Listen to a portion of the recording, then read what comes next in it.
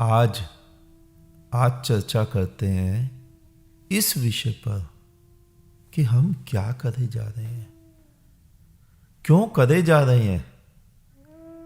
मुझे आश्चर्य होता है यह सोचकर कि तुम्हारे सारे धर्म गुरुओं ने कभी भी यह नहीं सोचा कि भविष्य में जब कभी मनुष्य ज्यादा बुद्धिमान होगा, मनुष्य का विवेक जागृत होगा और 50-100 वर्ष बाद तब मनुष्य यह जरूर सोचने पर मजबूर हो जाएगा कि हम सदियों से मंदिर मस्जिद जा रहे हैं, लेकिन हम दुखी ही क्यों हैं, हम सुखी क्यों नहीं हो पाए।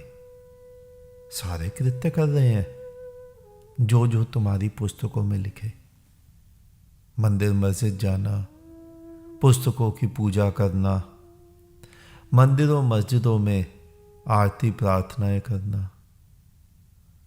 वह सोचने को जरूर मजबूर होगा कि हम सुखी होने के उपाय क्यों करे जा रहे हैं।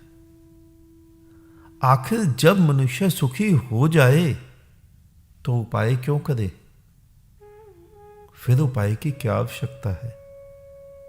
और जब सुखी ही नहीं हो रहा है तो उपाय क्यों करे, उपाय का क्या लाभ है। कभी भी किसी भी धर्म गुरु ने सोचा ही नहीं कि कहीं ऐसा ना हो सारा का सारा दोष हमारे तथाकथित धर्म पर मढ़ दिया जाए। इसके बारे में परवाह ही नहीं की। किसे परवाह है, अपना अपना आश्रम, मठ, मंदिर, मस्जिद, गिरजे, गुरुद्वारे संभाले जाएं, बैंक बैलेंस भरा जाए। आज आधे हिंदू वेद पुराणों पर श्रद्धा रखते हैं, आधे नहीं, लेकिन दोनों का जीवन तो एक ही प्रकार का है। चाहे कुरान में लिखा है कि इस पुस्तक पर संदेह नहीं करना, लेकिन फिर भी आधे मुसलमान श्रद्धा रखते हैं, आधे नहीं। और आधे तो कुरान का अर्थ अपने ही हिसाब से लगा लेते हैं। ये जो आतंकवाद बढ़ रहा है, ये भी तो कुरान पढ़े हुए ही लोगों के कारण बढ़ रहा है। तो उन्होंने कुरान का अपना ही तात्पर्य लगा लिया। कभी नहीं सोचा कि आखिर मनुष्य शांत क्यों नहीं हो पा रहा है। तुम्हें बात अटपटी लगेगी कि मुसलमान अपनी धार्मिक पुस्तक पर श्रद्धा नहीं रखता। ऐसा तो हो ही नहीं सकता। हां, बिल्कुल सत्य ही है। आतंकवादी अपनी धार्मिक पुस्तक का अपना ही तात्पर्य निकाल रहे हैं। वो कहां श्रद्धा कर रहे हैं, अपनी धार्मिक पुस्तक पर श्रद्धा। उसका तो एक ही तात्पर्य था कि वो खुदा एक है, बिस्मिल्लाहिर्रहमानिर्रहीम। तो श्रद्धा तो यह करनी थी कि वो खुदा एक है। लेकिन जब खुदा एक है तो खुदा के बंदे भिन्न कैसे। और जब सभी उसी के बंदे हैं तो फिर झगड़े क्यों। चाहे कोई बाप को बाप माने या ना माने, चाहे कोई सिजदा करे या ना करे, चाहे कोई नमाज में सर झुकाए या ना झुकाए, है तो उसी का बंदा। लेकिन तुम तो तलवार उठाकर मारने चल दिए। अब बताओ, क्या तुम उस पुस्तक पर श्रद्धा कर रहे हो? नहीं। आज नहीं तो कल हो सकता है मेरे सामने ही या मेरे जाने के बाद जब कभी फिर कोई दूसरा बुद्ध आएगा, फिर कोई दूसरा पैगंबर आएगा, फिर कोई दूसरा तीर्थंकर आएगा, तो वो फिर से इसी प्रश्न को उठाएगा। फिर भी तो तुम्हारे पास जवाब नहीं होगा। तुम मुंह छुपाते पाओगे कि आखिर मनुष्य सुखी क्यों नहीं हो पा रहा है। मंदिर मस्जिद जा रहा है, गिरजे गुरुद्वारे जा रहा है, आधे श्रद्धा रख रहे हैं, आधे धर्मों पर श्रद्धा नहीं रख रहे हैं, लेकिन जीवन सभी का एक, जीवन में कुछ भी भेद नहीं। तो उपाय क्यों किए जा रहे हैं?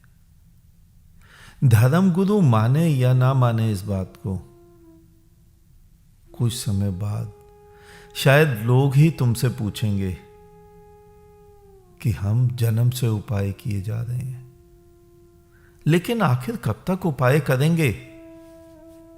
कब हम सुखी हो पाएंगे? कब हम मुक्त हो पाएंगे? कब हम कह पाएंगे कि हम उस परमात्मा को पा गए? कब हम स्वयं को पहचान पाएंगे और कब हम परमात्मा बन पाएंगे? नहीं, तुमने ये कभी सोचा ही नहीं।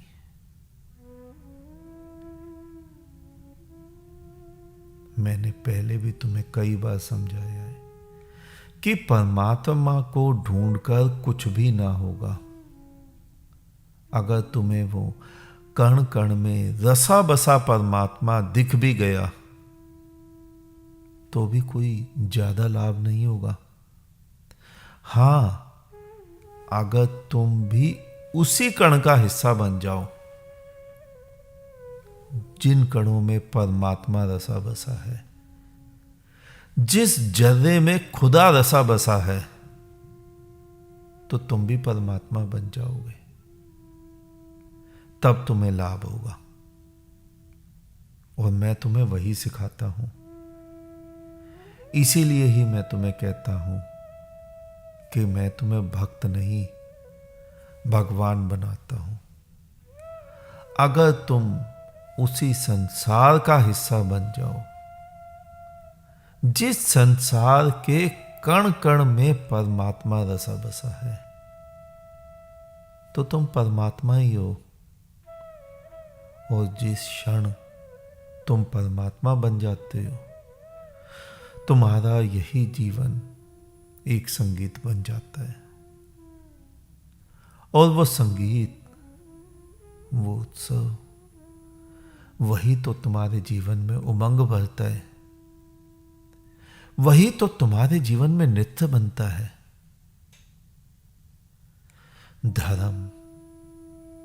धर्म कोई मंदिर, मस्जिद, गिरजे, गुरुद्वारे, बौद्ध आश्रम, जैन मंदिर, इनमें जाने का नाम नहीं है। धर्म कोई हिंदू, मुस्लिम, सिख, ईसाई का भी नाम नहीं है। धर्म तो नाम है कि तुम्हारे जीवन में एक संगीत बजने लगे, एक तराना छिड़ जाए, एक वीणा बज जाए। तुम बैठे बैठे, लेटे लेटे नृत्य करने लगो।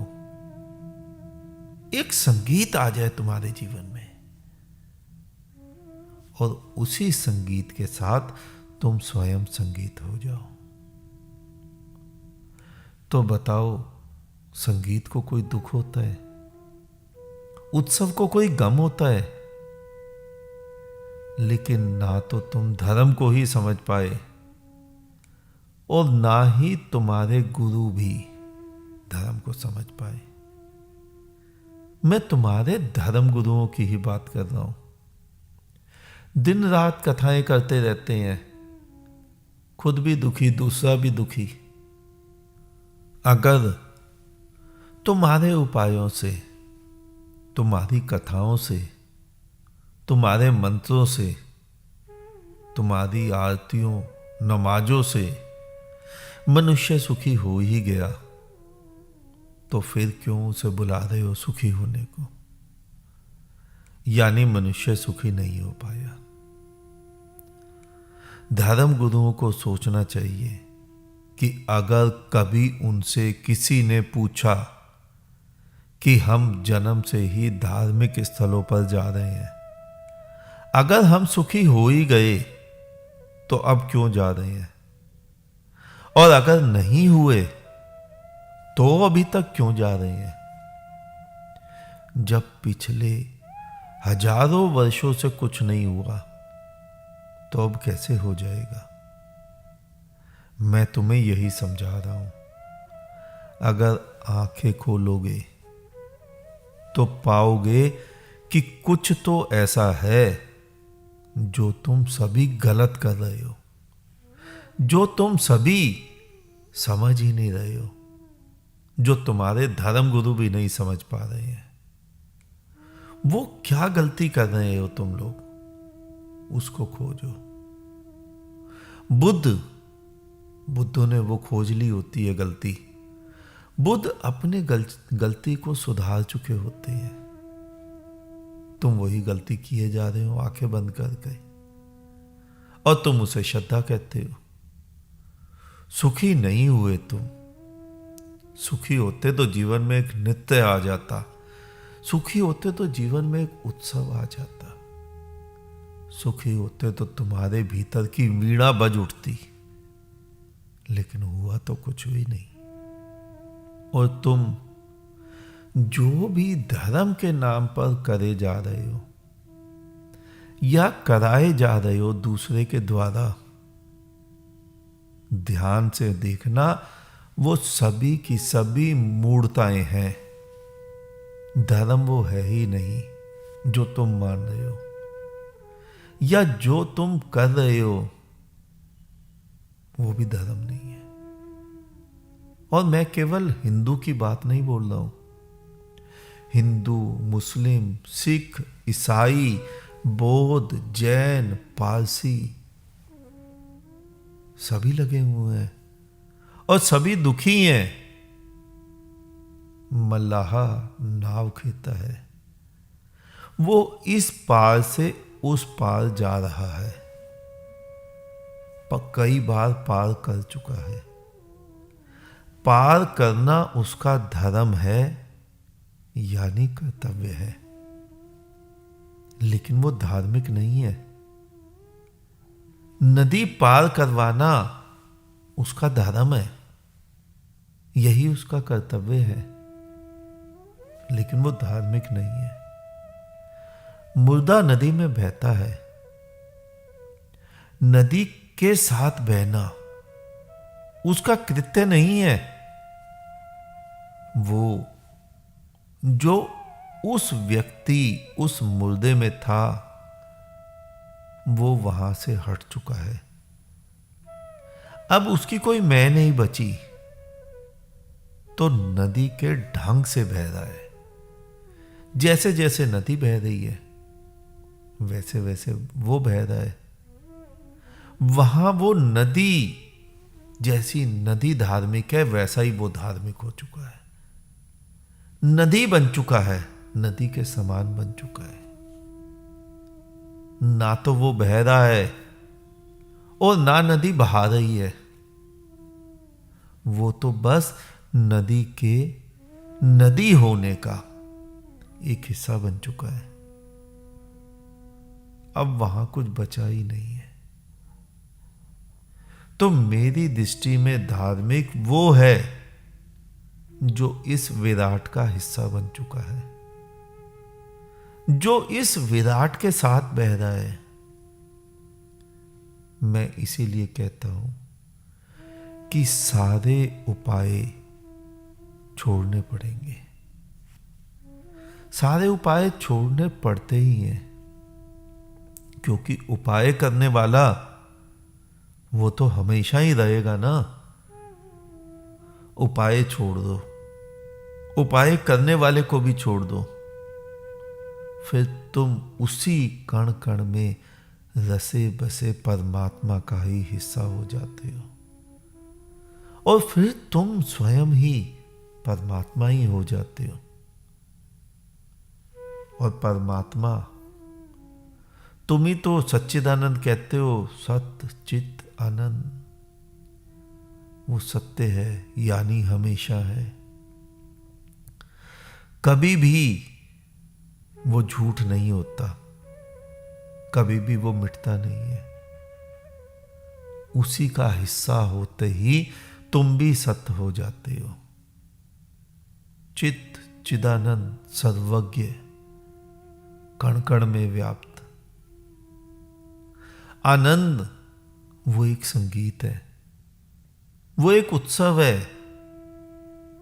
उसका हिस्सा होते ही तुम्हारे भी भीतर संगीत बजने लगता है, और तुम उसे चाहे उत्सव कहो, चाहे संगीत कहो, चाहे ब्रह्मनाद कहो। फिर तुम बैठकर चाहे आराम कर रहे हो, चाहे कॉफी पी रहे हो, लेकिन तुम्हारे भीतर तो एक नृत्य चल रहा है। तुम्हारे भीतर की वीणा तो बज उठी है, तुम तो आनंद में हो। बस इसी अवस्था का नाम धार्मिक है। लेकिन तुम्हारे समाज के ठेकेदारों ने तो कुछ और ही बना रखा है। एक व्यक्ति जो कल तक बाजारों में उपद्रव करता था, चोरी करता था, हत्याएं करता था, रेप करता था, उसे पकड़े जाने का भय था। वो बाजार जाता है, लाल कपड़े खरीद लाता है, माला, झोली, तिलक, डंडा, कमंडल सभी खरीद लेता है। 15-20 दिन में दाढ़ी बढ़ जाती है और वो हो जाता है धार्मिक, वो हो जाता है महात्मा। और ऐसा हिंदू धर्म में होता है, ये भी मत मान लेना। हिंदू, मुस्लिम, सिख, ईसाई, बौद्ध, जैन सभी के धार्मिक ऐसे ही बन जाते हैं। सभी के महात्मा ऐसे ही महात्मा बन जाते हैं। किसी को धर्म का तात्पर्य ही नहीं पता, किसी को धर्म का मतलब ही नहीं पता। धर्म, तुम धार्मिक होना चाहते हो या धार्मिक दिखना चाहते हो? दोनों में बहुत बड़ा अंतर है, जमीन आसमान का अंतर है। मैं तो धार्मिक होने की बातें कर रहा हूं, तुम धार्मिक दिखने के उपाय कर रहे हो। धार्मिक होने का पहला पाठ ही यह है कि तुम यह मान लो कि तुम जैसे हो वो तुम्हारी ही भूल के कारण हो। ये जो तुम सुखी नहीं हो पाए हो मंदिरों मस्जिदों में जाकर भी, ये तुम्हारी ही भूल है, उसमें किसी का कोई भी दोष नहीं है। लेकिन यह होगा कैसे? तुमने तो गाने भी ऐसे बना लिए हैं कि तेरे दर पर वो ही आता है जिसे तू बुलाता है। यानी तुमने धार्मिक ना होने का टीकड़ा भी परमात्मा के सिर मढ़ दिया है। जब तुम यह मान लेते हो कि तुम्हारे सभी कृत्यों के तुम ही जिम्मेदार हो, तभी तुम धार्मिक होने की ओर पहला पग बढ़ाते हो। तुम जिम्मेदार हो, बस इतना मानते ही तुम धार्मिक हो जाते हो। तुमने कभी साइकिल चलाई है? उसमें कौन सा धर्म है?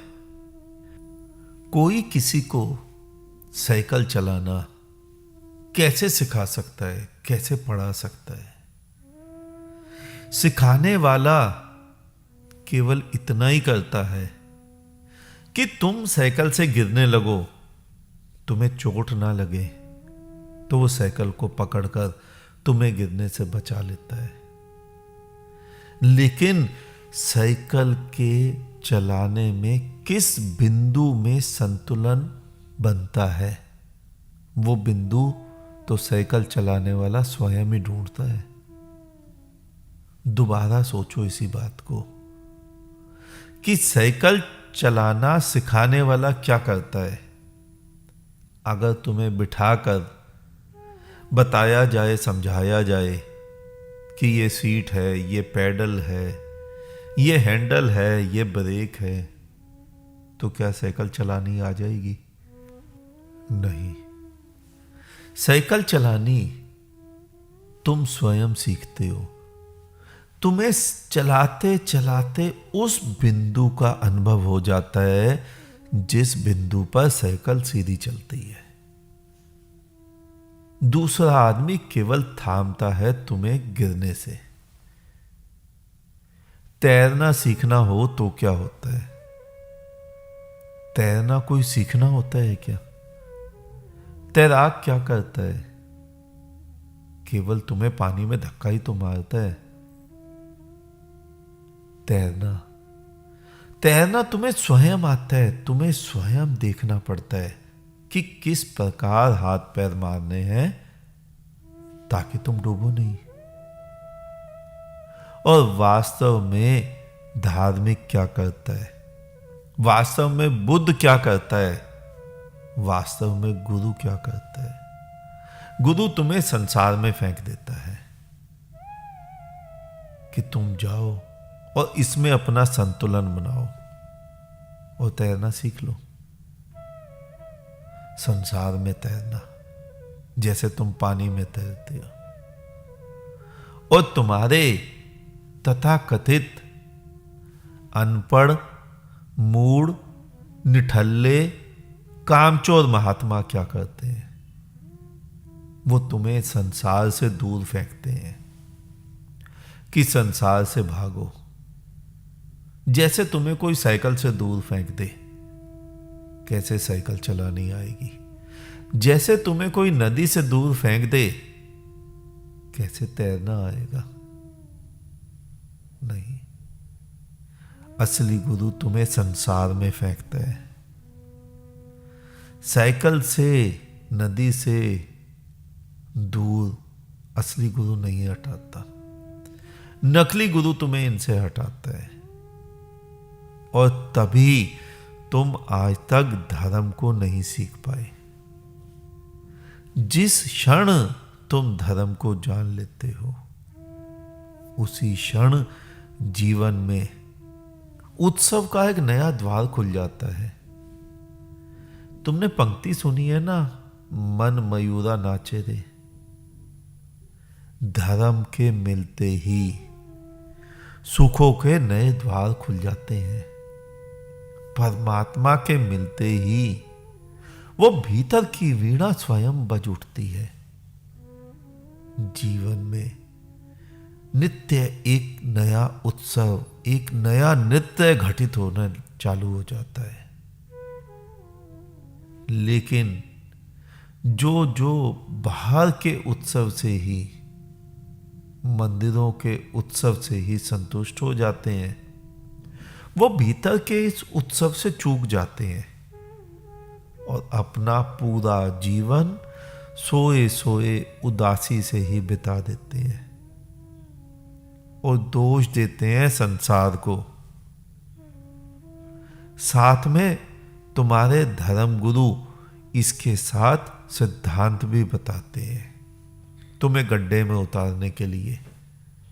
दुखाल्यम अशाश्वतम, यही मूल मंत्र है ना तुम्हारा। इसीलिए तुम्हें संसार दुखाल्यम नजर आता है। तुम्हारा जीवन दुख स्वरूप हो जाता है। नहीं, जीवन दुख नहीं है। जीवन एक उत्सव है। संसार एक उत्सव हो जाता है, एक नित्य हो जाता है। लेकिन जागने के बाद, आंख खोलने के बाद, बुद्धत्व के घटने के बाद, कच्चे घट महात्मा बन भी जाए तो भीतर पीड़ा ही रहेगी। तो वे संसार की निंदा ही करेंगे, दुखाल्यम अशाश्वतम ही कहेंगे। और ध्यान से देखो कर क्या रहे हैं तुम्हारे धर्म गुरु, चाहे हिंदू के हों चाहे मुसलमान के, सिख के हों या ईसाई के, सभी तो संसार की 84 की निंदा कर रहे हैं। परमात्मा ने इतना सुंदर संसार बनाया और तुम जड़ बुद्धि हो, तुम्हें उसमें सुंदरता नजर नहीं आती। दोष तुम्हारा है, तुम संसार में रहकर कुछ भी नहीं सीखे। संसार से सीखते, जीवन से सीखते तो तुम्हारा संसार से मोह, देह से मोह स्वयं ही छूट जाता। तुम्हें जंगल थोड़ी ना भागना पड़ता, लेकिन लगे हो दूसरे अंधे की बातों को मानने में। तुमने सूखे पत्ते को कभी वृक्ष से नीचे गिरते देखा है? कितना नृत्य होता है उसमें, कितनी मस्ती की लहर होती है उसमें। और दूसरी तरफ एक हरा पत्ता उसी वृक्ष की टहनी से तोड़कर नीचे फेंको। प्रयोग करके देखना, कैमरा लगाना, रिकॉर्ड करना, देखना दोनों के गिरने में कितना अंतर होगा। पहले तो हरे पत्ते को तोड़ते ही वृक्ष की टहनी को तथा पत्ते को, दोनों को पीड़ा होगी। फिर उसे गिरते हुए देखना, उसके गिरने में वो नृत्य नहीं होगा, वो मस्ती नहीं होगी। फिर उसे नीचे जमीन पर पड़े हुए देखना, वो जहां गिरेगा वहीं पड़ा रहेगा। और सूखे पत्ते को गिरते हुए देखना, उसके गिरने में भी नृत्य होगा। सूखा पत्ता उस जमीन की पकड़ से भी मुक्त हो जाता है। जरा सी हवा आती है तो वह उस पत्ते को नृत्य करा जाती है। कोई उस पत्ते के ऊपर से चलता है तो वह पत्ता वीणा की भांति संगीत उत्पन्न करने लगता है। वह अब राजी है उस विराट से, हर प्रकार से। और इसी प्रकार जब तुम राजी हो जाते हो उस परमात्मा की मर्जी से, तो तुम में भी वही संगीत बजने लगता है। और भीतर के उसी संगीत को ब्रह्मनाद कहते हैं। तुम जो 2500 सितार बजा लेते हो और ब्रह्मनाद के दावे ठोक लेते हो, उसे ब्रह्मनाद नहीं कहते, वो तो तुम्हारी मूर्ता है। हां, तुम्हारा व्यापार हो सकता है कि तुमने अपने चेले चपाटों को ब्रह्मनाद कहकर बहलाना फुसलाना है। अंधा गुरु अंधा चेला, दोनों नरक में ठेलम ठेला। ब्रह्मनाद तुम्हारे भीतर बजता है, सितार बजाने को ब्रह्मनाद नहीं कहते हैं। तुम्हारे भीतर का संगीत बज उठे, तुम्हारे भीतर की वीणा बज उठे, उसे ब्रह्मनाद कहते हैं। तुम जो शॉर्टकट बना लेते हो ना, मंत्र जाप करके परमात्मा मिल जाएगा, साधु की वेशभूषा रखकर परमात्मा मिल जाएगा, रात को जागरण करके, गंगा स्नान करके, काबा काशी जाकर परमात्मा मिल जाएगा। ये शॉर्टकट जीवन में काम नहीं आते। तुम करते क्या हो धर्म के नाम पर? तुम्हारे भीतर धन का, संसार का लोभ है, तो तुम धर्म के नाम पर भी स्वर्ग का, परमात्मा का, वैकुंठ का, जन्नत का, पुण्य का, दिव्य जीवन का, शाश्वत जीवन का लोभ पाल लेते हो। लोभ से तुम कुछ भी नहीं सीखे। लोभ धन में नहीं था, तुम्हारे भीतर है। लोभ स्त्री में नहीं है, पुरुष में नहीं है, तुम्हारे भीतर है। हमने बात आरंभ की थी कि तुम धर्म के नाम पर जो जो कर रहे हो, अगर वही धर्म है, अगर वही सत्य है, तो तुम आज तक सुखी क्यों नहीं हुए? नहीं, वो धर्म है ही नहीं। ना हिंदू होना धर्म है, ना मुसलमान, ना सिख, ना ईसाई, ना बौद्ध, ना जैन। तुम्हारा जागना धर्म है और तुम्हारा जागकर उस परमात्मा की लय के साथ बह जाना धार्मिक होना है। आज इतना ही, शेष किसी और दिन। अंत में तुम्हारे भीतर बैठे परमात्मा को मेरा नमन। तुम सभी जागो, जागते रहो।